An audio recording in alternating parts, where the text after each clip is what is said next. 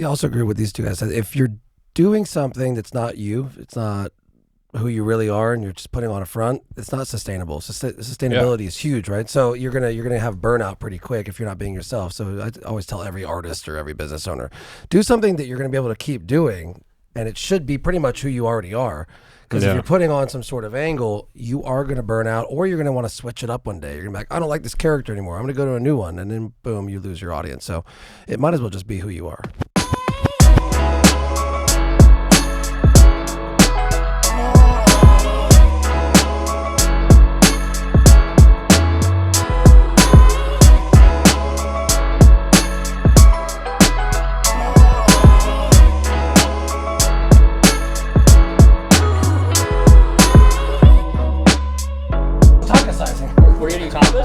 Taco sizing. Topless tacos.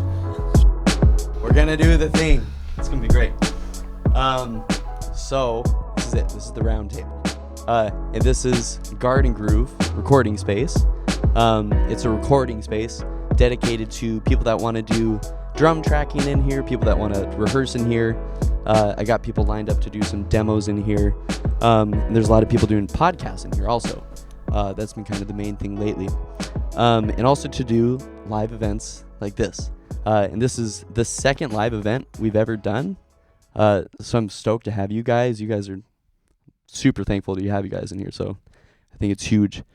And so we do have a few other live events coming up.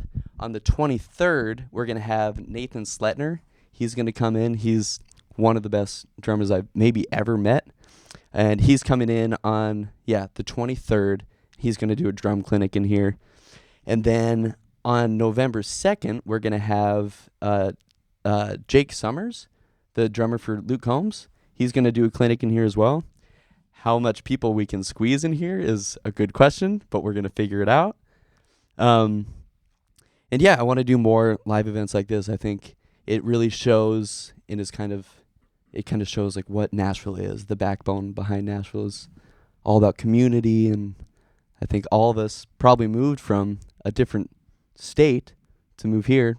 And you had the option to move to other music cities. You could have moved to Boston. You could have moved to New York, Chicago, LA, all those other spots, music spots.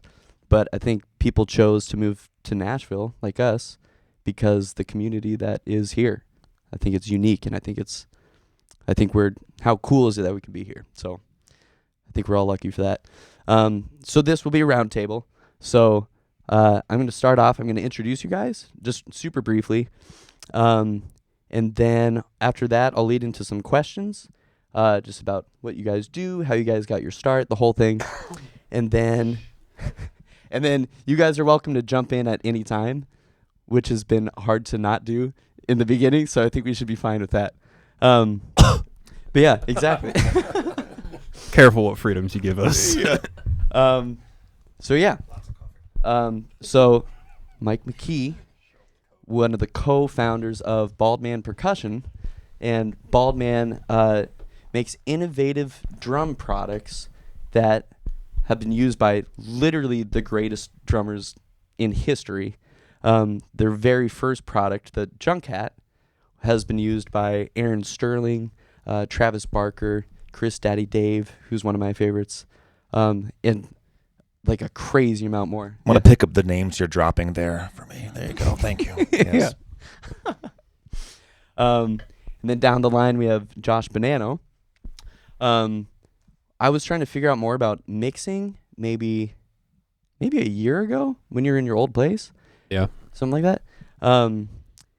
And I reached out to you because I had numerous people tell me, like, yeah, Josh Bonnano's the dude to go to for mixing. It's like, okay, I'll hit him up.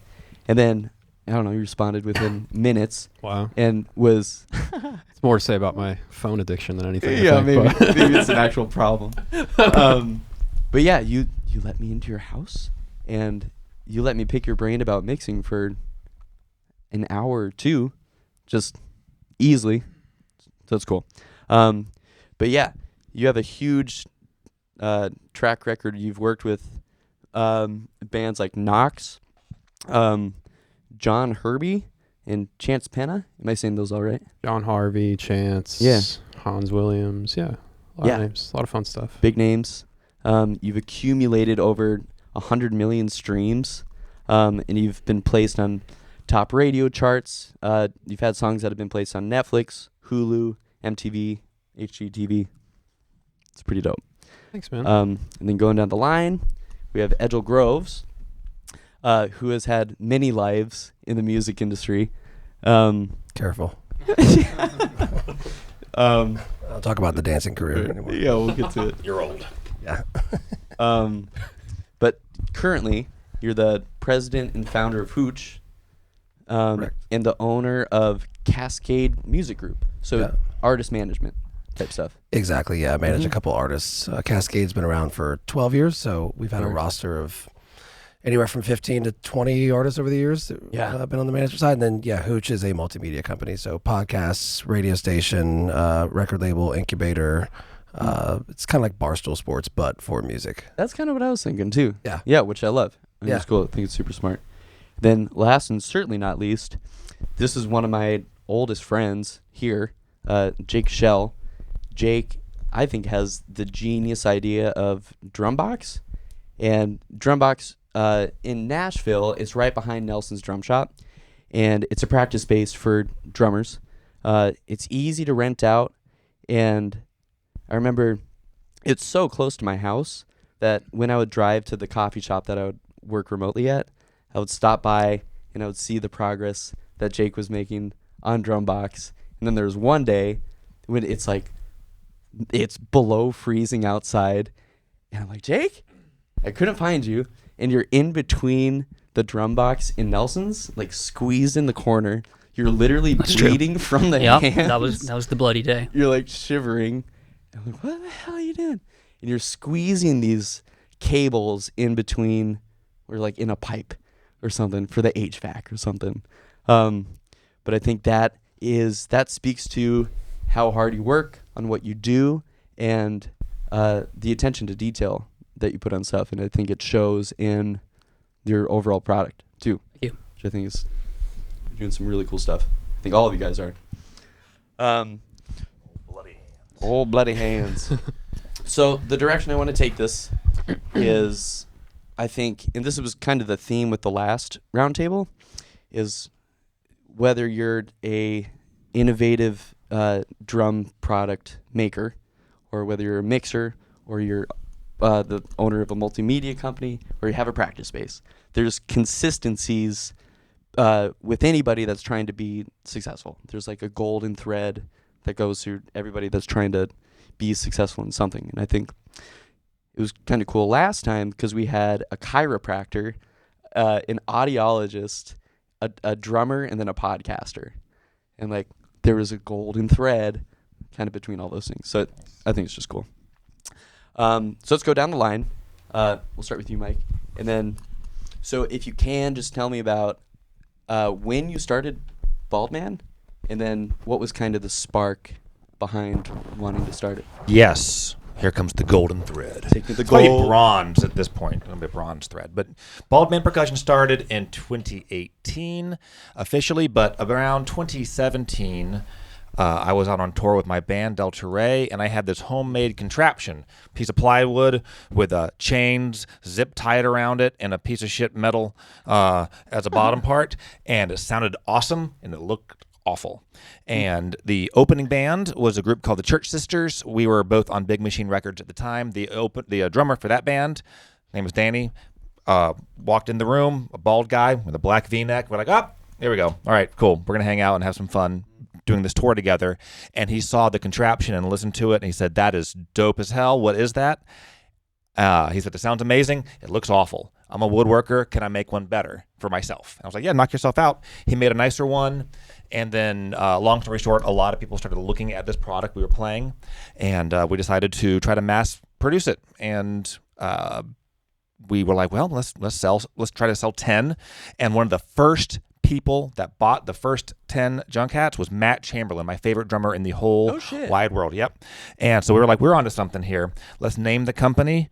And we're two bald drummers. No matter what we call it, they're going to say the bald guy. So let's just lean into it and named ourselves Bald Man Percussion. Got a patent. We won Best in Show at NAMM for that product, and we've been off to the races ever since. Matt find it Honestly, I think just Facebook. Just Facebook. before you were a company.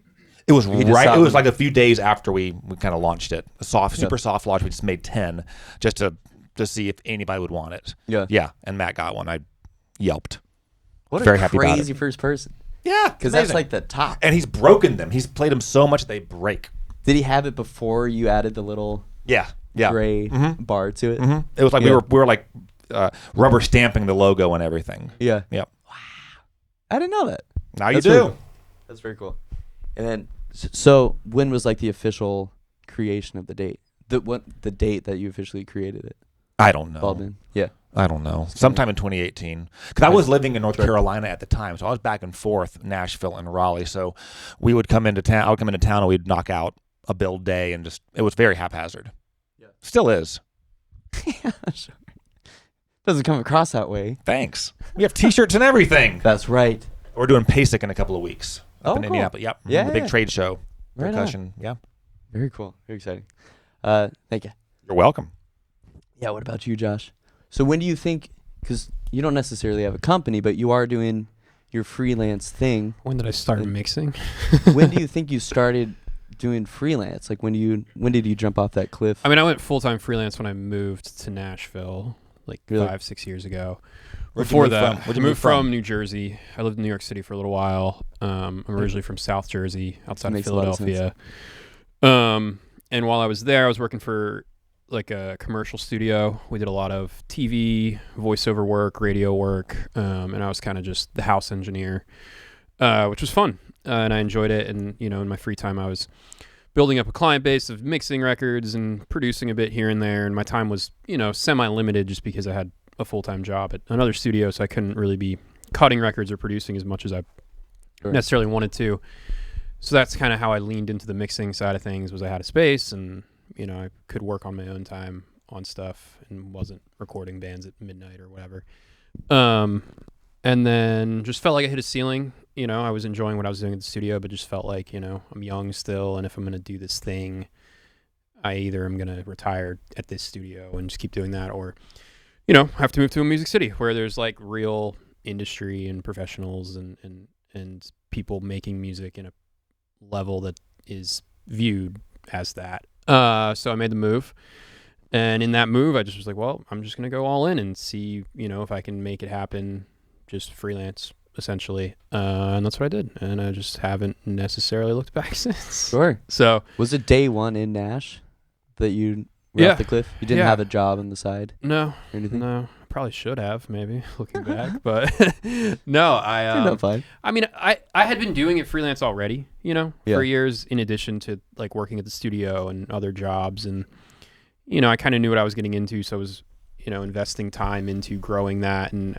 I had a pretty solid network of people here in town before moving. So, I mean, for all intents and purposes, it was an easy transition. Whereas, I think maybe some other people would move and not know anybody or have any maybe baseline. I think I built some of that intentionally before making the move.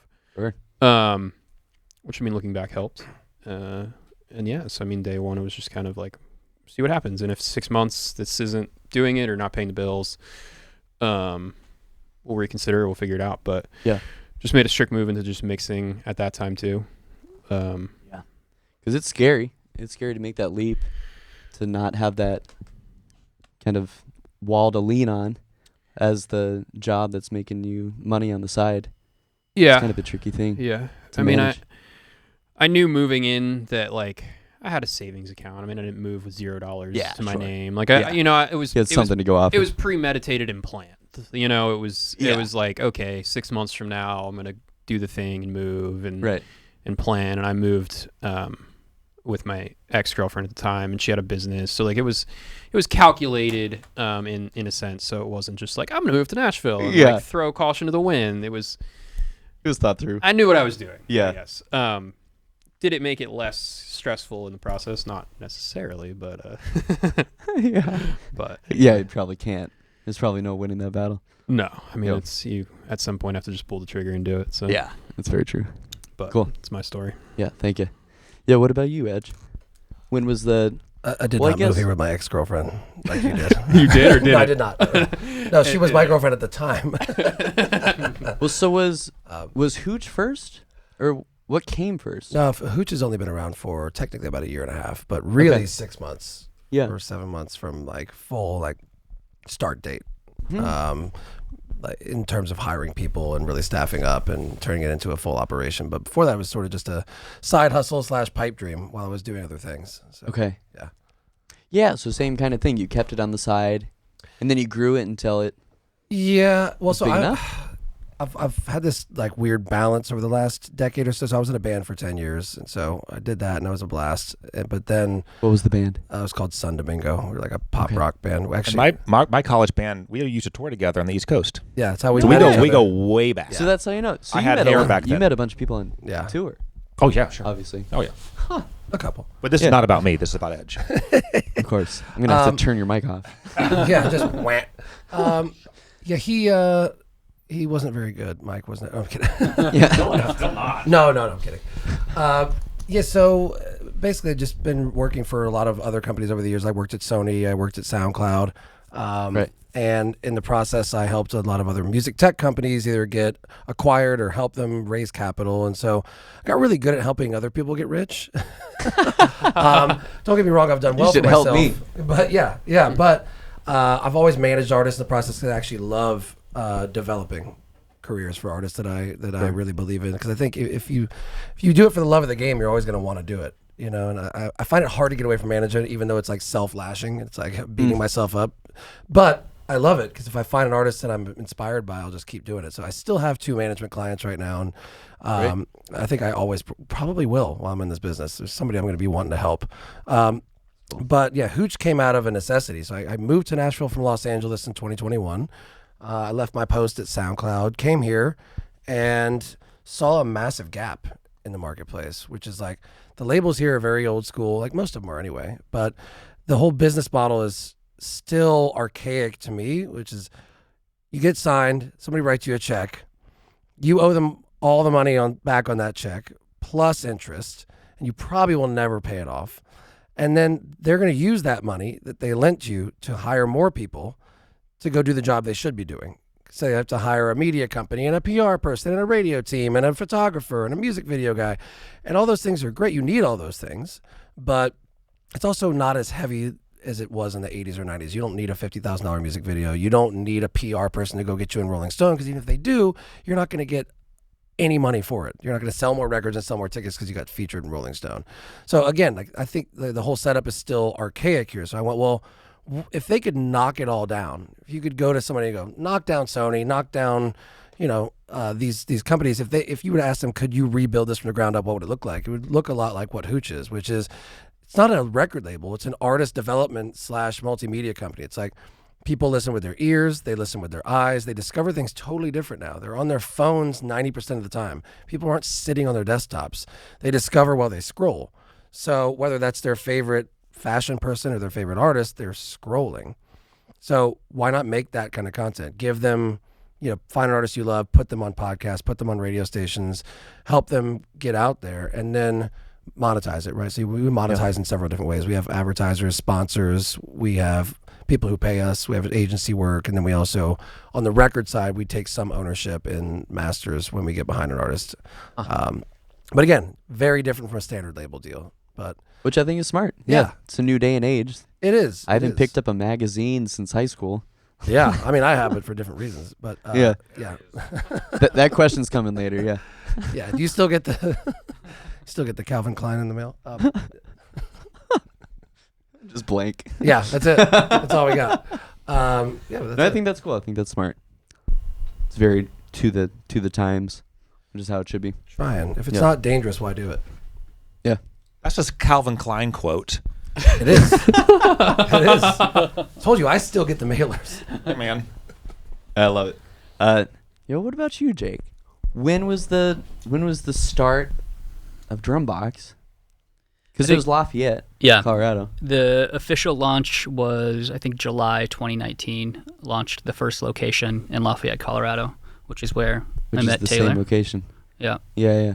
Yep. And then launched the second one in 2020 in Longmont, also Boulder County, kind of Denver suburb, Right. and then more recently the location here in Nashville. Right. But yeah, started in 2019.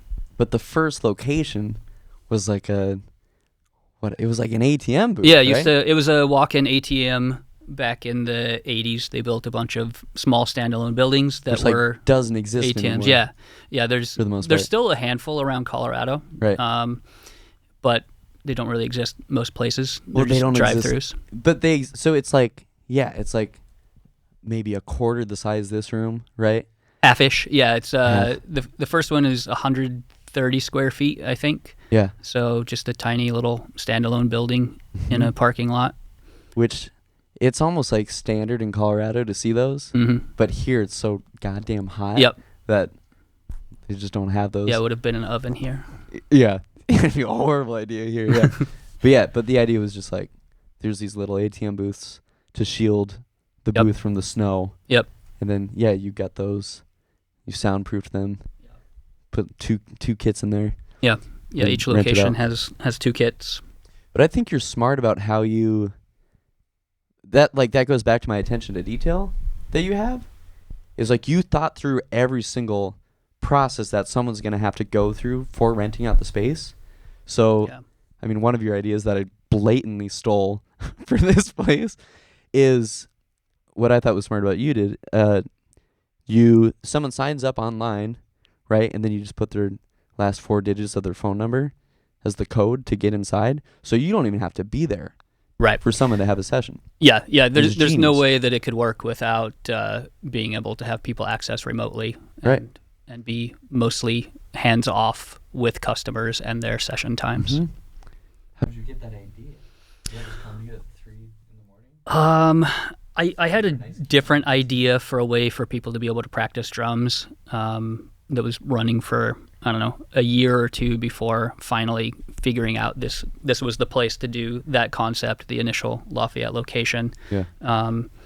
And yeah, I just knew that it wasn't something that would make enough money that I could dedicate all the open hours to being there. Yep. And that was also something that I didn't want to do, is have the Running around. doorman factor. So people are worried about like, well, what does this person think of my playing and my music choices and my, if I bring gear, all of that. I just wanted it to be, a lot of people don't really want interaction. They just want to do their own thing. And so I tried to make it completely accessible in that way. Are there cameras in there? Of course. Yeah, I mean, just 360. I had to ask. Yeah, definitely. And there's So the doorman's not judging you, but you are. Yeah. There's a panel of 6,000 people in Thailand. He watching you releases right all the now. videos on the internet after. Have you not seen the live streams? Yeah. There's 3 cameras in the bathroom too, to be clear. These guys think they're There are no totally safe. bathrooms. They're in there rocking Toad the Wet Sprocket for 8 hours, and you're like, by the way, that's Yeah. live. Wait a minute. Did I hear booing? What's the movie? It's like the guy is like playing God, and he's got like a 360 room of television screens. I'm just imagining that. Oh, yeah, Bruce Almighty. Or I'm thinking the Truman Show. Yeah. Like, yeah. Oh, they, yeah. they At think the they're end. safe. Yeah. Yeah, that's That good. could be a good twist for you. It could be like a marketing campaign. No thanks. No, I He's think like, that's this a will bad tank idea. my business. Yeah, We these aren't could- helping. Dude, we can make the news. I think it could be huge. Judgment drumming. Or, Yeah. or you can't get Kind out. of a vibe. Yeah. An escape room You with play, drums. you play have drums for and 10 you hours. have to play and when well. you go to leave, you can't. What if Yeah. it's like an escape room and like You got to do YYZ note for note. exactly to get out? Yeah, you have Yeah. to get really, really good. That last take wasn't good enough. You might need an extra Your hour. voice like try again. Today's Tom Sawyer. You're rushing. This is viral content. The I like the lights way go your brain red. works. Yeah. A flamadiddle, piece of shit. He's like, we'll talk after. Yeah. No, let's keep going. It's like the Black Mirror type stuff. I think like 14 people would love that. At most, yeah. It's your birthday to get in. It's your death day to get out. It's like, well, the code's not working. So you made the Lafayette location, and then not Loveland, Longmont. Longmont. This is still Colorado, Yep. and then you decided to make the move to Nashville to copy me because you're a year later. I missed you. I missed you too.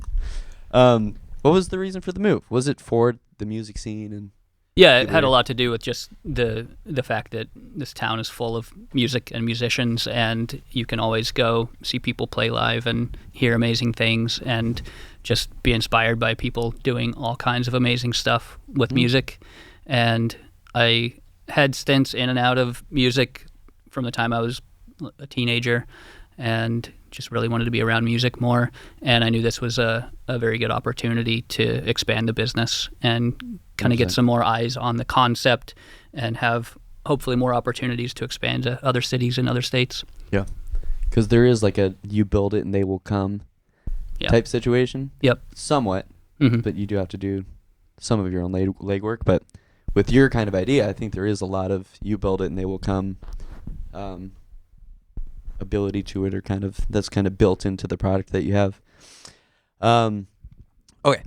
So my next question is kind of like a selfish question, because this place just opened. Obviously, it's 2 months old. And it's beautiful. Thank you. I didn't really do much. I put the fake plants in here and the real snake They're plant. doing I put great. that in here. I watered that thing. Wow. Recently. That's right. But so I just opened it. And I'm thinking about, like, so when Baldman first, 2018, when you first put the stamp that you're a company, like, what's the next move you make? Is it Google ads and that's the key? If you do Google ads, you're set, or is it word of mouth? That's key. What worked best for you when it was first open? As far as like marketing, Yeah, marketing and just like growth. so overall. for us, Could be for Baldman, we wanted to lean into me and my partner Danny, our silliness, and so we made funny videos, very self-deprecating. We found that in the market for drums, it was very serious stuff, and this is especially a few years back. And so we wanted to be the anti-drum company essentially. So we leaned into our personalities. When we get together, it's very silly, and so we make just some dumb videos. We wear costumes and wigs and stuff like that. So that was kind of our strategy, and make fans of us, and then in turn take ourselves not seriously, but our products very serious. So we kind of toe that line. That was our strategy. Yeah, the brand behind it. Mm-hmm. Yeah, focusing on that and finding something that people can latch on to. Yeah, I work for a marketing company on the side, and it's interesting to see how people work a brand, because you have to have your set fonts, you have to have your set colors, and yeah, you got to have your set personality behind, or they say the feel behind your brand. Yeah, you guys have that. Well, yeah, and I also don't think you have to do anything. I mean, the whole, like, you got to have da-da-da, like, that's bullshit. Like, we just see what do we like to do and do that. We're not trying to be anything that we're not. Yeah, that was a consistent thing that we talked about last time, was just authenticity. Like, people can smell from a mile away if you're bullshitting, if someone's putting on a character, let's say you have a podcast. I'm thinking of you, Josh. Like, your podcast is a good extension of you, because you have a photography background, which shows in the way it looks. It sounds good, because that's literally what you do for a living. It does not sound good. It does not sound good. It sounds good Does to not. my ears. It's the joke behind it all. It's two microphones handheld that are just screaming and hollering. Always into working for the general population. Yeah, sure. I'm the general It's fine. population. It works. Yeah, it I'm works. being self-deprecating. I'm taking his hints of how to market myself. Yeah. Yeah, it's the key Uh, to growth is self-deprecation. Yeah, I mean, the podcast isn't a thing that markets me, though, either, as much as that's like a fun thing for me to do at times. I mean, staying top of mind, I think, is an important thing in the, like, marketing conversation to some extent. You know, Yeah, like staying in front of consistency. people. Yeah. And it does allow an avenue to, like, show authenticity and, like, start conversations and, like, let people know that you're human as well, I think. But I don't know that that's, like, a direct marketing tactic that is, like, Well, I've used or worked for my business, quote unquote. Yeah. Well, to a certain degree, you can't help it. Like, Sure. your podcast is going to be you no matter what. Bald Man Percussion is always going to be an extension of you, to be kind of philosophical about it, but I think that is kind of how it works. Well, that's a thing with, I'm sure, the people that you mix too, is like you can tell there's like a thumbprint, a fingerprint to everybody's kind of music. Sure. Or the I way mean, you when mix it's too. when it's done right.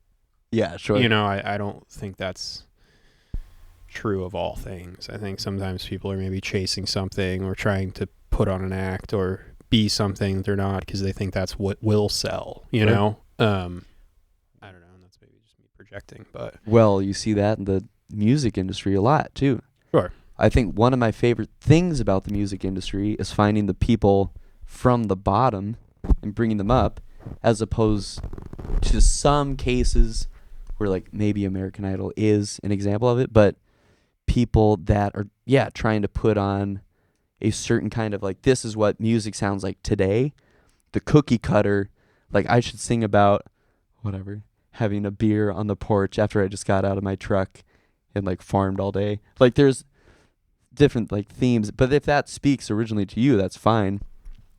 But I think what's cool about the people that are coming from the bottom up is it is authentic. They're just doing it because they like it.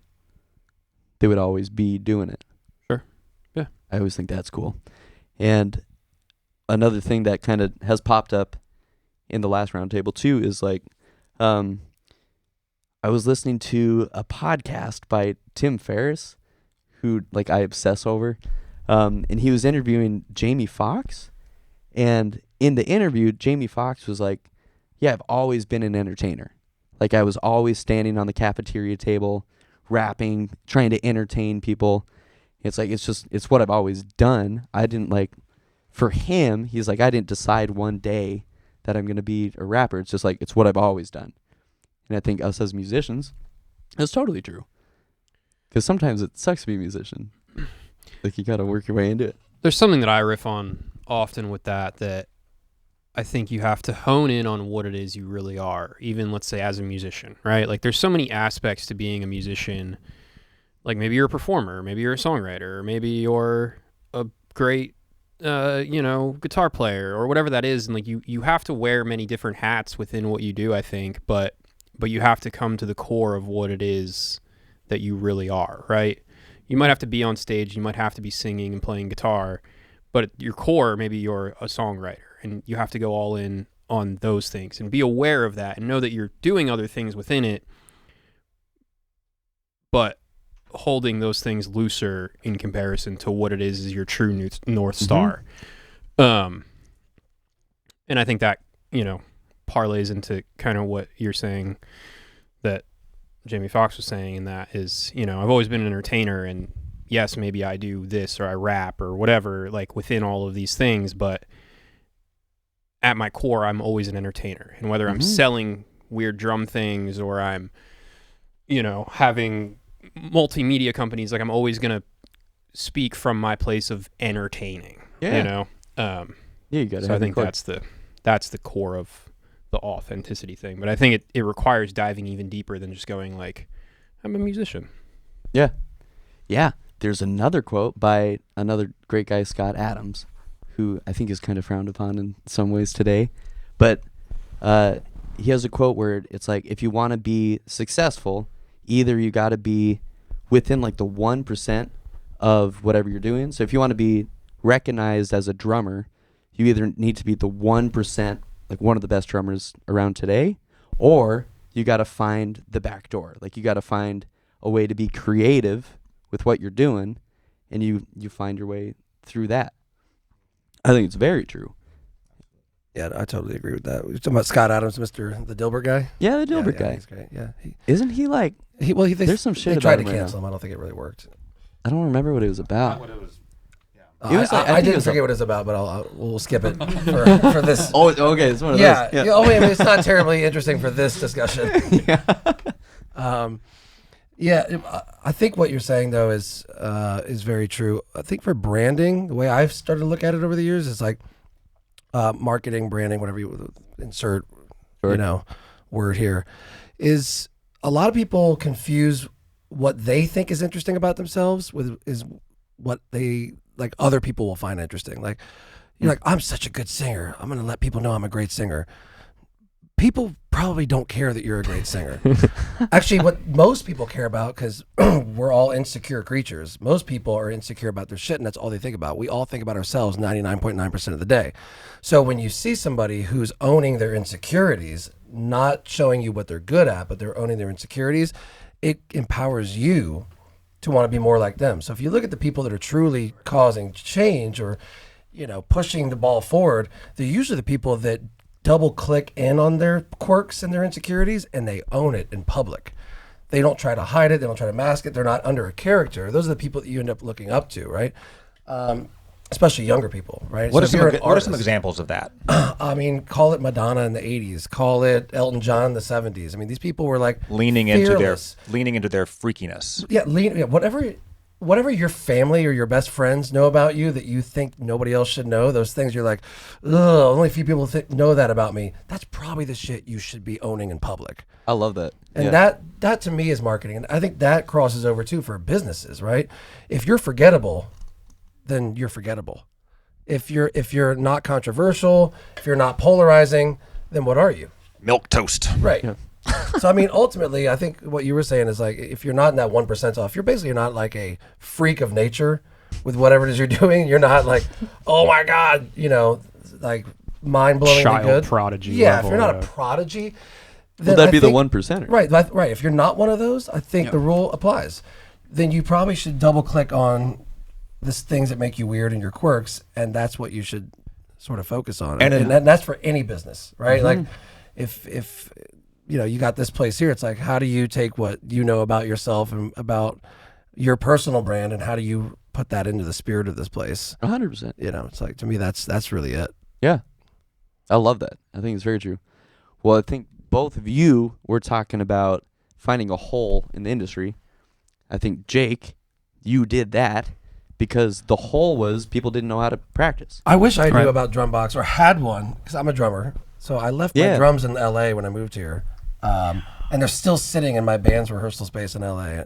It's like, there's a part of me, it's like, every day I'm like, I wish I could play drums. Now that I know, I will be literally hitting you up to do drum box. So do you not have a kit here at all? No, it's just That's horrible. collecting dust and probably, marijuana plants growing around it. Yeah. Who knows at this point.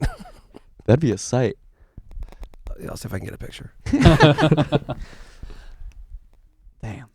Yeah. Well, no, what was my question? It was on, what was the first steps that you made when you jumped off the cliff, essentially?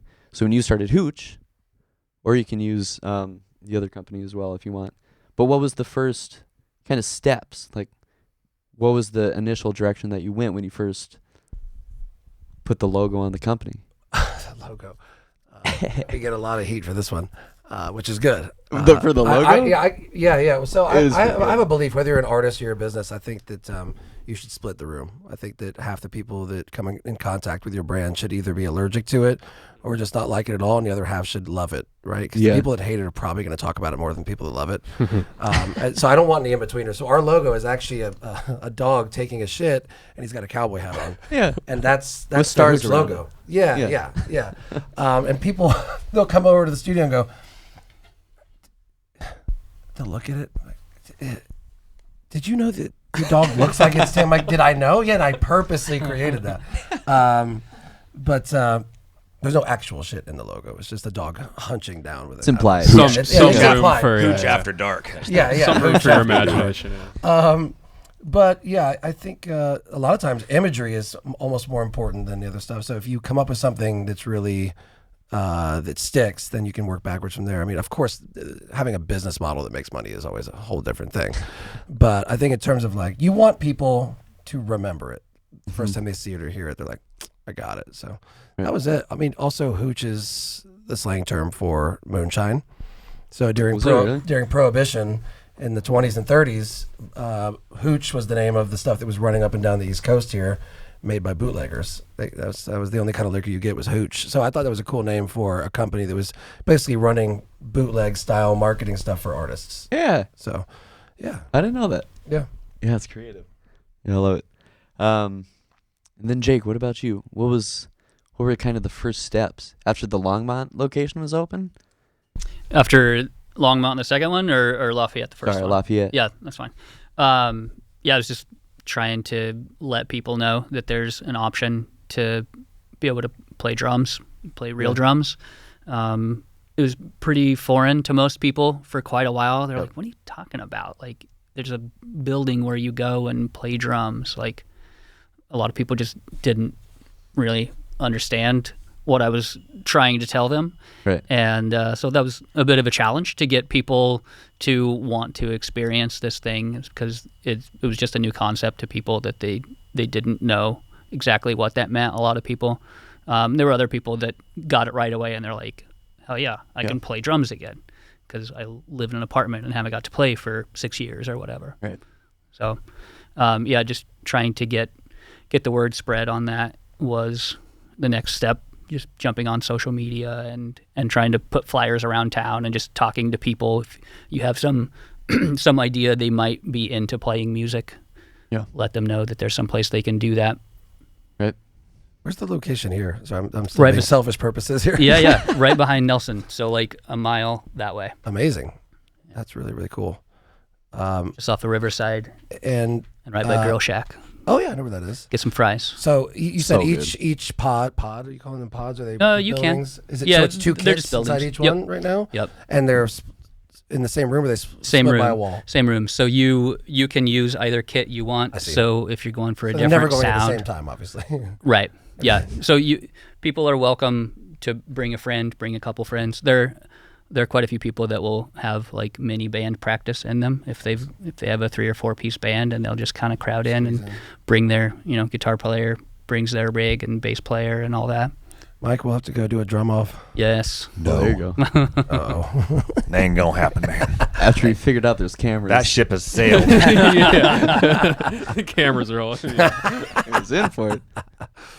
Yeah. So it's a good place for people to take lessons, teach lessons too. So you don't have to play musical drums to walk around the kit and say, no, do it this way. It is Let me a sit pain down to again. teach that way. Yeah. I'm definitely one of those people that you mentioned that doesn't like being judged when I'm just rocking out. Like, it's like an aggression room. I just want to go in there and let it all out, and like nobody knows it happened. Yeah. Yeah, that was a lot of the reason for me starting Drumbox was I just wanted, like, I'm not a really good drummer. I'm a hobbyist, and I've just loved playing drums since I was a little kid. And when I lived in places that I couldn't do that, I was always just like looking for the next time, like, how can I play some drums? And that was either going into a drum store and annoying people for like 5 minutes at a time. Gosh, it's the worst. A Guitar Center? Yep. Yeah. Or buying an electronic kit, which I did. I had that phase. I thought that was going to take care of my needs living in an apartment, and it just didn't quite scratch the itch because the feel's not the same. Yep. You got to go through it. I like what you're saying though about like relaying what your company is. We have a buddy back home, Max DiVincenzo, the man himself. And we have a buddy back home, Max DiVincenzo. Wow. He's like the center pole to this whole thing. Max, come to Nashville. God bless. He's coming. He's making a trip sometime soon. I'm going to make him stay up in the loft. It's like Oregon Trail. He's been on his way here for like 9 years. He's coming. He's got dysentery. It's like when DiVincenzo finally arrives. He might not make it. He might not. Who's to say? Gotta shoot some deer, dude. Yeah, really. But he has a tricky company to explain, which has kind of been his barrier from the start. He has like an online production company where like he doesn't have musicians in his studio. He has musicians scattered throughout the country. So songwriters will come to him, be like, hey, like I got this song idea, but I don't know any musicians. So they'll go to Max and he'll be like, oh, I have a drummer in Boston and I have a guitar player in LA, and he'll kind of make a Frankenstein band for these people. But that's hard to explain. But a lot of the times when you have this like, I guess, groundbreaking idea for a company, it's not going to be commonplace, so you're going to have to explain it. It's called, I would call that Fiverr for musicians. It's like a freelance Sure. thing. That's what Fiverr does, but Yeah. for music. Yeah. I think it's smart. I think it's genius, and it's been working, but Good. it's just a matter of building it up over time.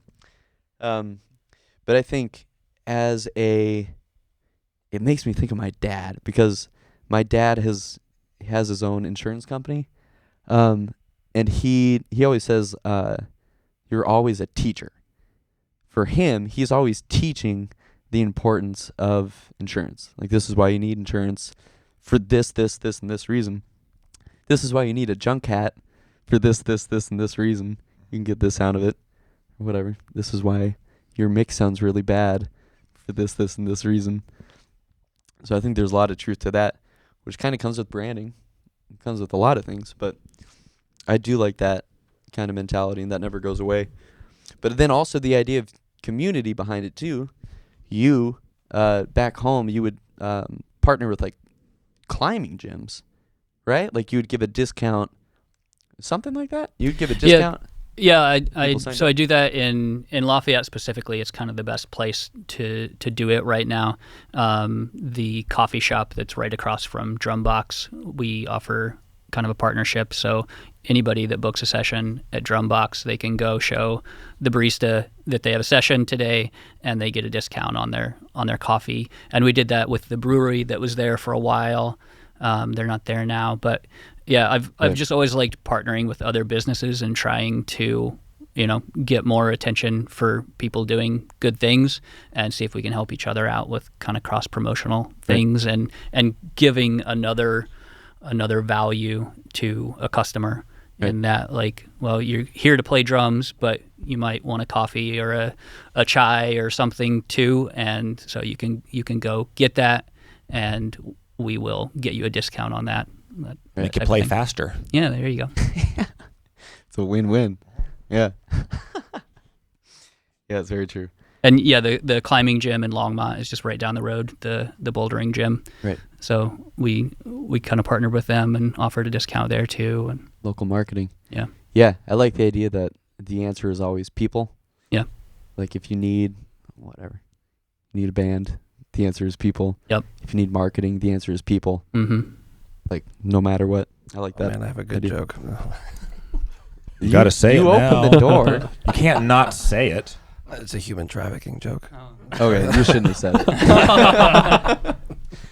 Well, I'm not going to say it. out. Yeah, okay. Good save, yeah. I got to edit that. Joke. Sorry. I got a few more questions, and then we can open it up to you guys if you guys have questions down the road. But again, this is another selfish question, but competition, especially in the Music City, no matter what we're doing, there's someone doing maybe not exactly what you're doing, but something similar to what you're doing.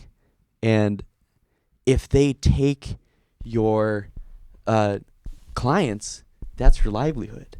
Then you're out of business, and you lost a house, you lost everything. If you let the competition take over. Catastrophic spiral. But that's like the worst case scenario, and I think a lot of people act upon that. They're worried about that worst case scenario. So some people Everybody's maybe acting out of fear. Yeah, I mean. Yeah. Let's go down the line. Yeah, what? Do better. Be the best.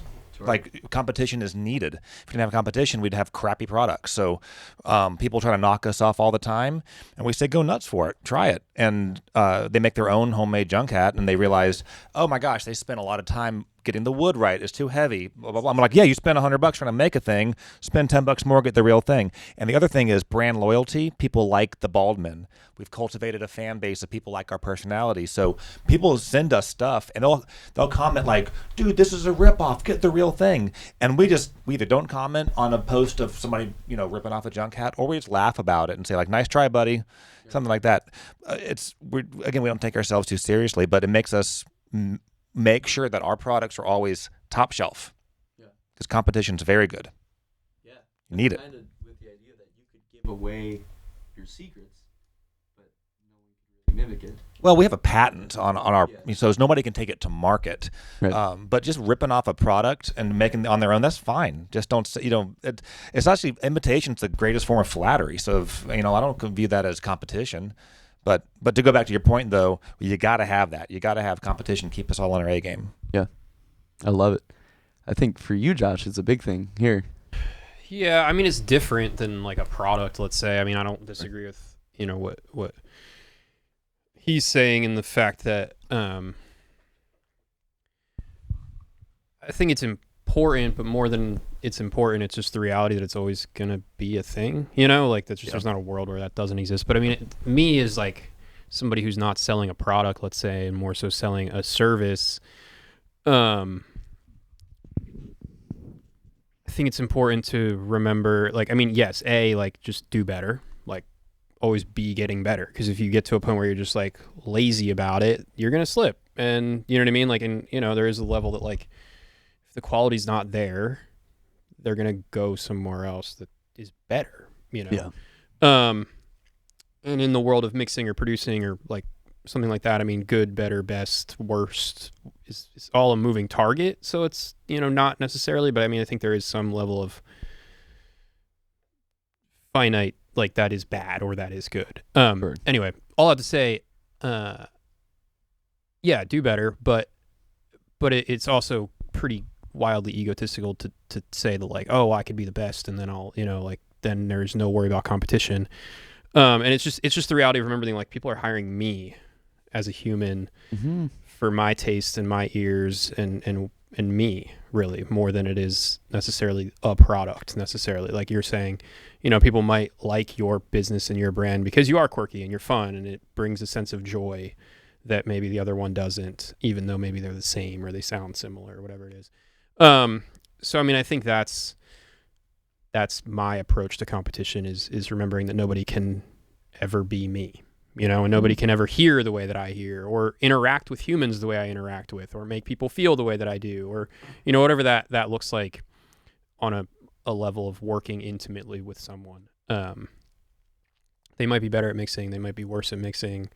They might be more expensive. They might be cheaper. And that's all part of competition. But at the end of the day, they're not me.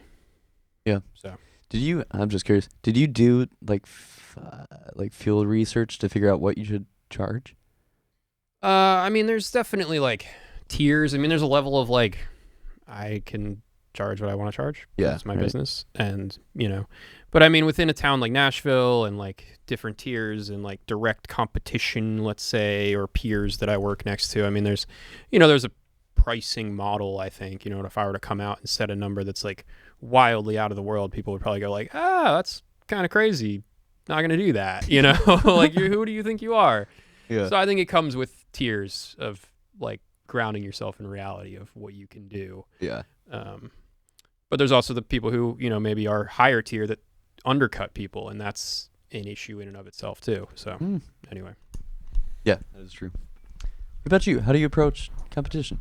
I don't have a whole lot to add to that. I mean, I think yes to all of that. I think free market is important. Yeah. I think the better idea doesn't always win. Sometimes it's the slow and steady race. People who will do it better over time or just not go out of business over time, while the people who did it better go out of business. That's another big part of it is just attrition.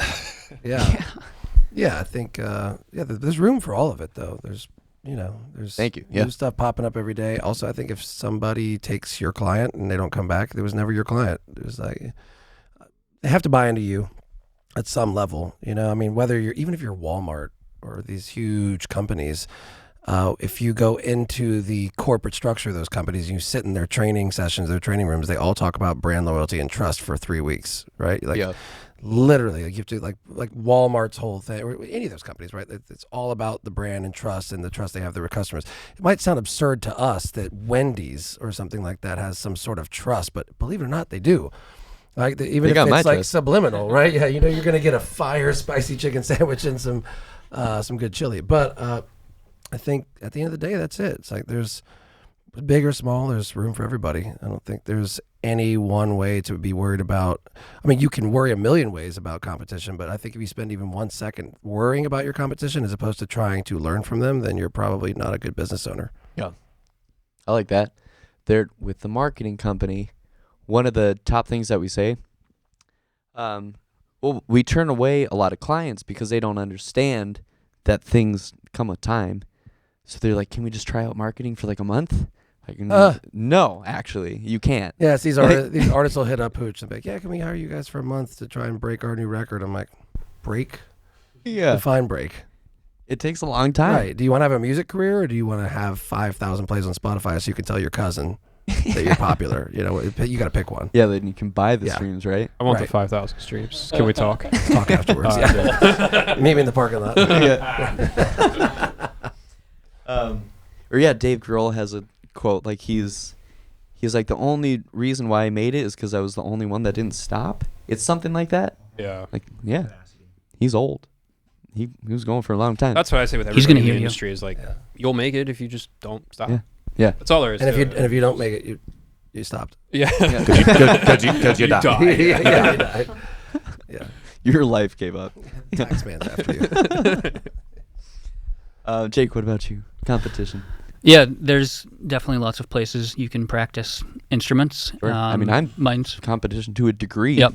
Yeah. Yep. Mine's a little unique in that you don't have to deal, like I said, you don't have to deal with somebody at the door.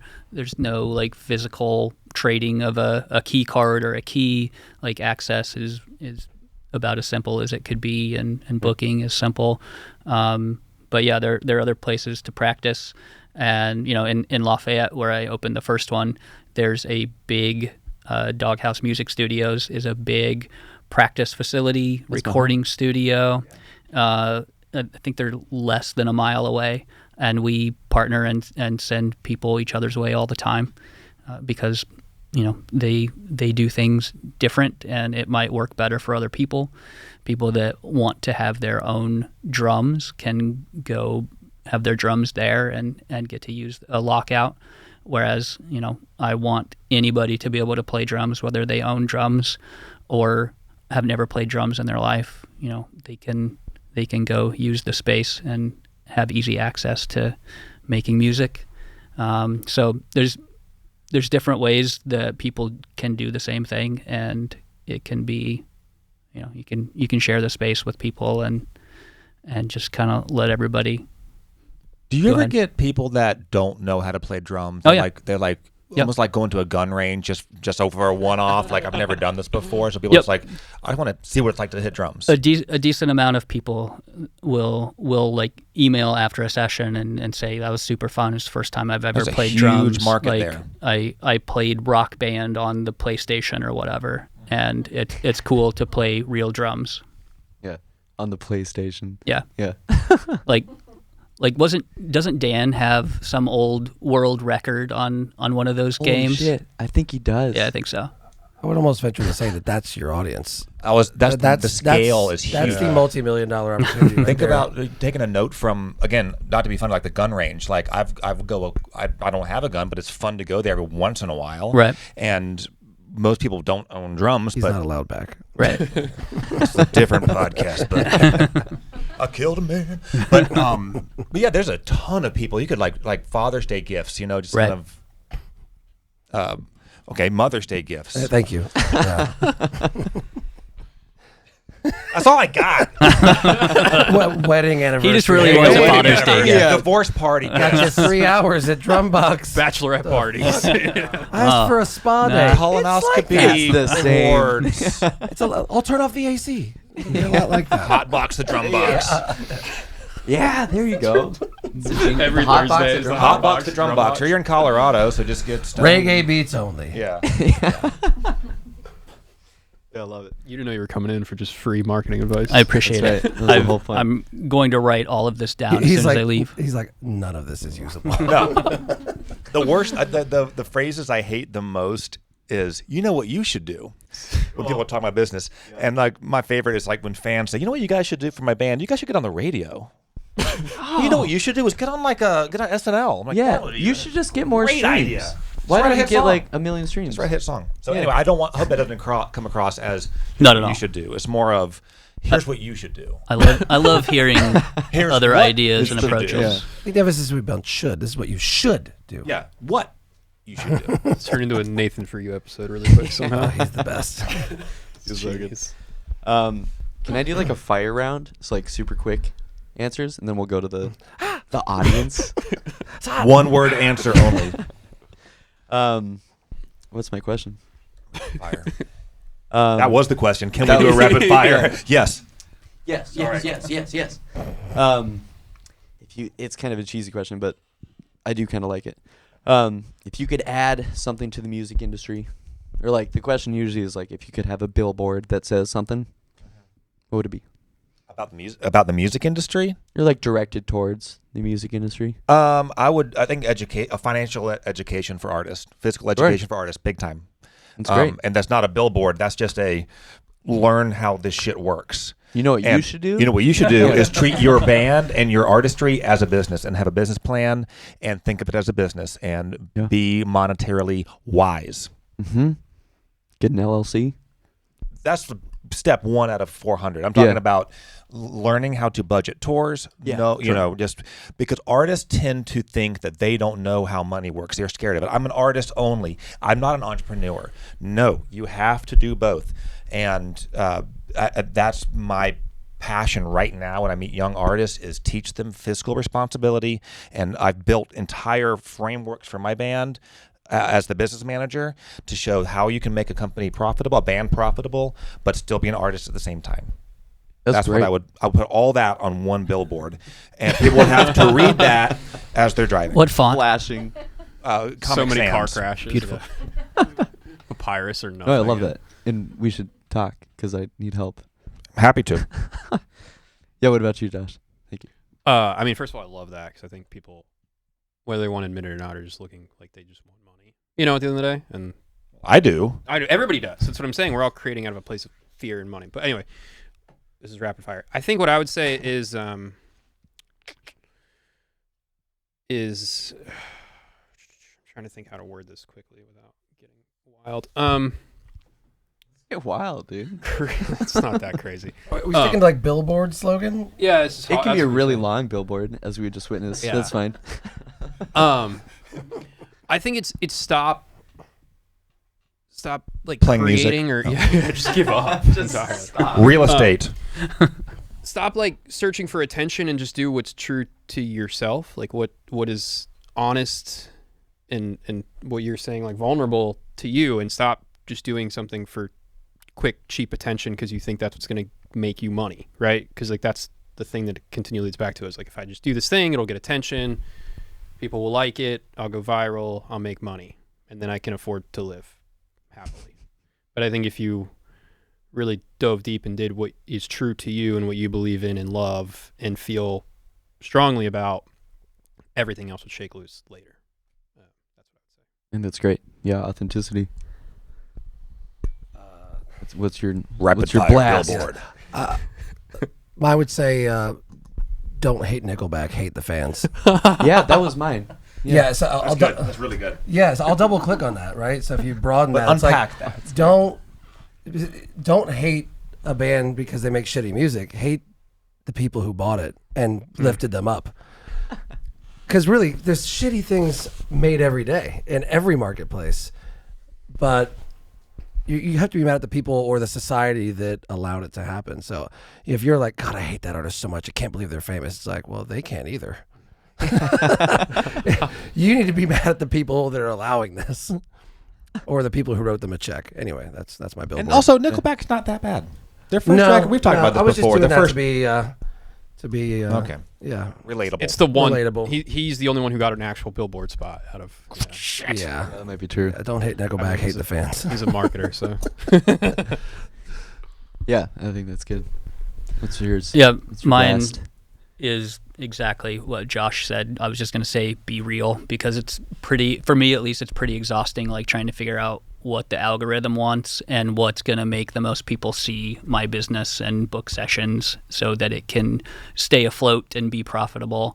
And if you're spending all your energy doing things that you don't like doing or you're not good at or is not really you, you're just going to get really, really tired and not want to do it. So just be real.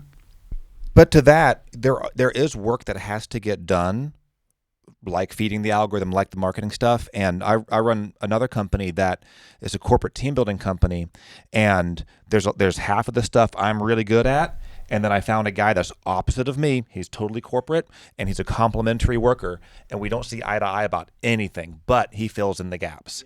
And the things that I'm really good at, he's bad at. And the things that I'm really bad at, he's really good at. So partnerships are another thing. That's why bands can be successful, because it's a large partnership.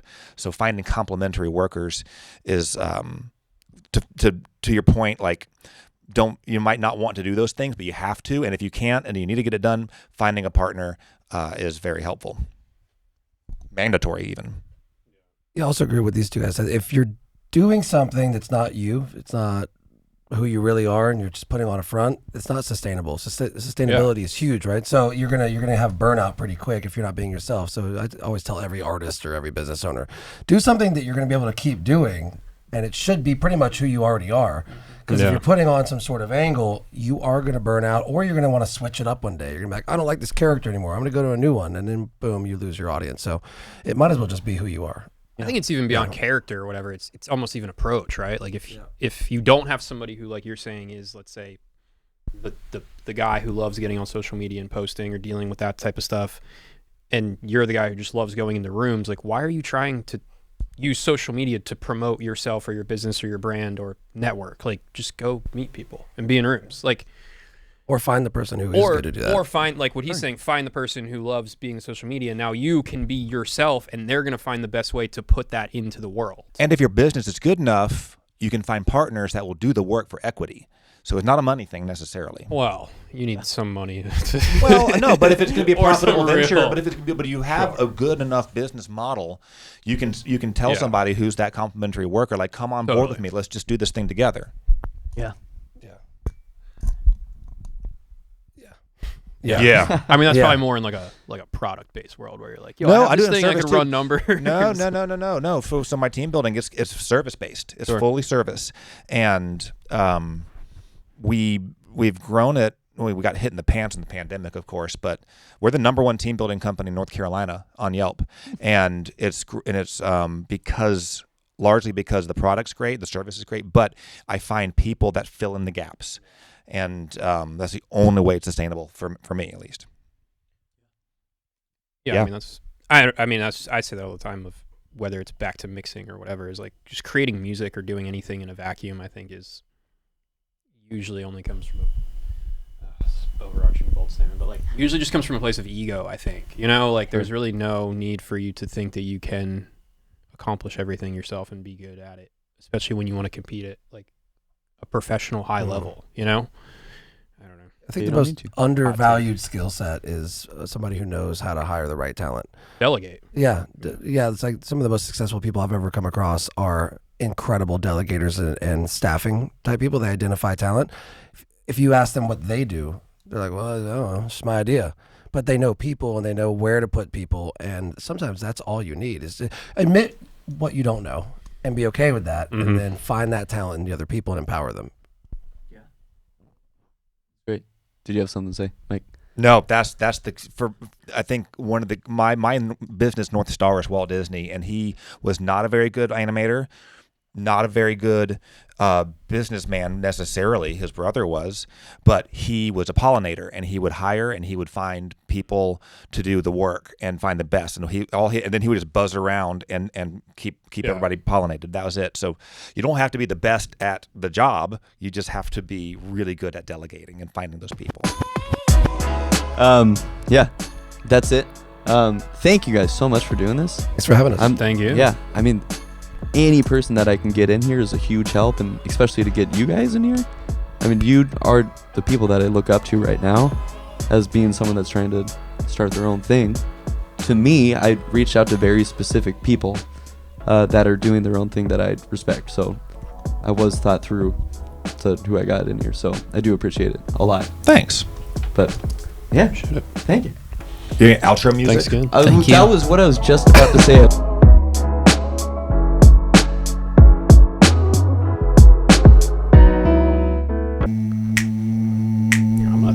You can add a harmony. I'm not that good at this. Me neither. Don't set everything up and then you